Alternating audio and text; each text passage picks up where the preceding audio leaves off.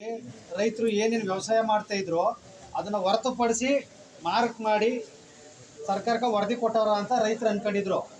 ಆದರೆ ಇವರು ರೈತರು ಏನು ವ್ಯವಸಾಯ ಮಾಡ್ತಾ ಇದ್ರು, ರೈತರು ವ್ಯವಸಾಯ ಮಾಡ್ತಾವ್ರ ಅನ್ನೋದು ಗೊತ್ತಿದ್ರು ಕೂಡ ಸುಳ್ಳು ಮಾಹಿತಿಯನ್ನು ಕೊಟ್ಟವ್ರ ಸರ್ಕಾರಕ್ಕೆ, ಯಾರು ಅರಣ್ಯ ಇಲಾಖೆಯವರು. ಮತ್ತು ಆ ಸಂದರ್ಭದಲ್ಲಿಯೇ ಇ ಪಿ ಟಿಗಳನ್ನ ತೋಡೋರು, E P T C P ಟಿಗಳು, ಇ ಪಿ ಟಿ ಇಲ್ಲ, ಸಿ ಪಿ ಟಿಗಳನ್ನ ತೋಡಿ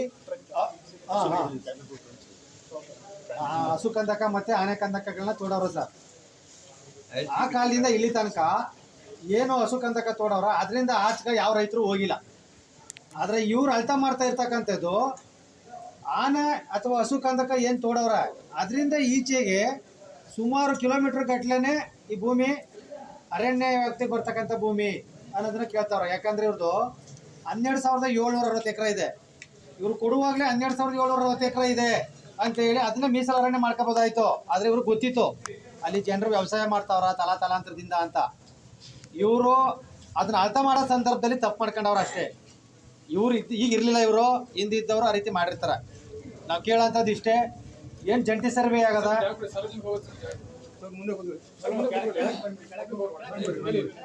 ಜಂಟಿ ಸರ್ವೆ ಆಗದ, ಜಂಟಿ ಸರ್ವೆ ಒಂದು ವರದಿಯನ್ನು ಇಲ್ಲಿಯ ಕಂದಾಯ ಇಲಾಖೆ, ಅರಣ್ಯ ಇಲಾಖೆ ಮತ್ತು ಅಳತೆ ಇಲಾಖೆಯವರು ಈಗಾಗಲೇ ಸರ್ಕಾರದ ಗಮನಕ್ಕೆ ತಂದವ್ರ ಸರ್. ನಾವು ಕೂಡ ಈ ಸರಿ ಸೆಷನ್ ಟೈಮ್ಲಿ ಏನೇನು ಆಗಿದೆ ಅಂತ ನಾವು ಹೋಗಿದ್ವಿ. ಅಲ್ಲಿ ಹೋಗಿ ನೋಡಿದಾಗ ಕೊಟ್ಟವ್ರ.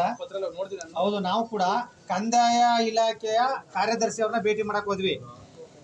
ಅಲ್ಲಿ ಅವರು ನಾವು ಈಗಾಗಲೇ ಡಿ ಸಿ ಅವ್ರಿಗೆ ಲೆಟರ್ ಬರ್ದಿದ್ದೀವಿ, ಅವ್ರ ಕಡೆಯಿಂದ ನಮ್ಗೆ ಉತ್ತರ ಬಂದಿಲ್ಲ ಅಂತ.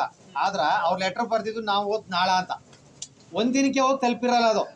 ನಾವು ಎ ಡಿ ಸಿ ಅವ್ರಿಗೆ ಕೇಳಿದಾಗ ಇಲ್ಲ ಸರ್ ಅಂದರೆ ಯಾವುದೂ ಲೆಟರ್ ಬಂದಿಲ್ಲ ಅಂದರು. ನಾವು ಡೇಟ್ ನೋಡಿದ ಮೇಲೆ ಗೊತ್ತಾಯಿತು ತಕ್ಷಣಕ್ಕೆ ಇದು ಹೋಗಿರಲ್ಲ ಅಂತ. ನಾವು ಕೂಡ ಜಿಲ್ಲಾಧಿಕಾರಿ ಅವ್ರಿಗೆ ಅದನ್ನು ವಾಟ್ಸಪ್ ಮಾಡಿದ್ವಿ. ಸಭೆ ಕೂಡ ಆಗಿದೆ, ಕೂಡ ಒಂದು ಮೀಟಿಂಗ್ ಕೂಡ ಮಾಡೋದು. ಕೂಡ ಇದ್ರೆ ಹೋದ್ವಾರ. ಆದರೆ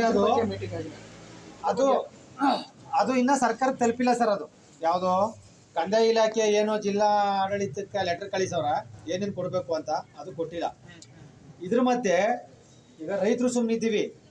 ಏನೇನು ಆ ಕಾಲದಿಂದ ರೈತರು ವ್ಯವಸಾಯ ಮಾಡ್ಕೊ ಬಂದವ್ರ ಅದು ಸರ್ಕಾರ ಒಂದು ನಿರ್ಧಾರ ತಗೊಂಡು ಈಗಾಗಲೇ ಅವ್ರ ಜೀವನೋಪಾಯಕ್ಕೆ ಏನು ವ್ಯವಸಾಯ ಮಾಡ್ತಾವ್ರ ಅದನ್ನು ಅವ್ರಿಗೆ ಸಾಗುವಳಿ ಕೊಡಬೇಕು ಅನ್ನೋದು ನಮ್ಮ ಒಂದು ಒತ್ತಾಯ.